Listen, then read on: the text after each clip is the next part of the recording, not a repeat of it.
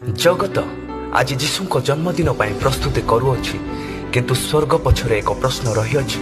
ଆଉ ତାହା ହେଉଛି ତୁମ ହୃଦୟ ପ୍ରଭୁଙ୍କ ପାଇଁ ପ୍ରସ୍ତୁତ ଅଛି କି 400 ବର୍ଷ ଧରି ଚୁପ୍ ଥିବା ସ୍ୱର୍ଗ ହଠାତ୍ ମରୁ ପ୍ରାନ୍ତରରେ ସ୍ୱର ଉଠେଇଲା ମନ ପରିବର୍ତ୍ତନ କର କାରଣ ସ୍ୱର୍ଗ ରାଜ୍ୟ ସନ୍ନିକଟ ଆଉ ସେହି ସ୍ୱରରେ ନୂତନ ନିୟମ ଆରମ୍ଭ ହେଲା ପଥ ପ୍ରସ୍ତୁତ କରିବାକୁ ପଠାଯାଇଥିବା ସେହି ଦୂତଙ୍କ ସ୍ୱର ଜହନ ବାପ୍ତିସ୍ତାଙ୍କ ସ୍ୱର ଏହା କେବଳ 2000 ବର୍ଷ ପୂର୍ବର ଏକ କାହାଣୀ ଏହା ପ୍ରତ୍ୟେକ ଦିନର ଘୋଷଣା ପୃଥିବୀ ଆଜି ଖ୍ରୀଷ୍ଟମାସ ଲାଇଟ୍ ଜଳାଉଛି କିନ୍ତୁ ଆମ ହୃଦୟର ମନ୍ଦିରରେ ଲାଇଟ୍ ଜଳିଛି କି ଫାରୁସୀ ଓ ସାଧୁକୀମାନଙ୍କୁ ଜହନ କହିଲେ ବାହାରୁ ଧାର୍ମିକ ଦେଖାଯାଉଅଛ